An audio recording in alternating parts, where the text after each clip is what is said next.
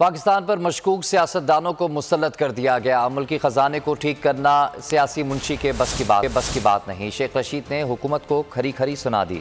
कहा शहबाज शरीफ और हमजा शहबाज के केस ने मुल्की सियासत पर स्याही मल दी है। चोरों की बारात को अवाम के गुस्से का अंदाज़ा ही नहीं।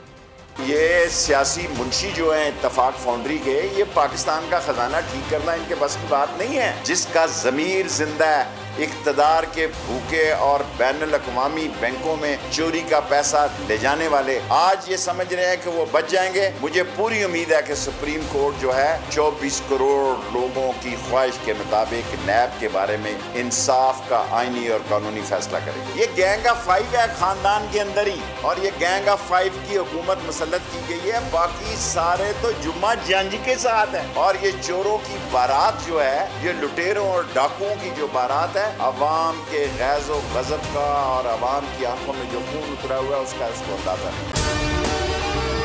अगर आपको हमारी ये वीडियो पसंद आई है तो लाइक पर क्लिक कीजिए। सबसे बड़ी कवरेज, सबसे बड़े पैनलिस्ट, जब तक ये रजीम चेंज रिवर्स नहीं होगा लोग इसी पैटर्न पर चलते रहेंगे।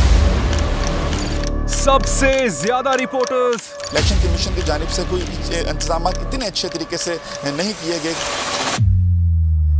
बोल की रिवायत, सबसे पहला नतीजा। तहरीक इंसाफ के उम्मीदवार इमरान खान साहब यहां से भी आगे हैं।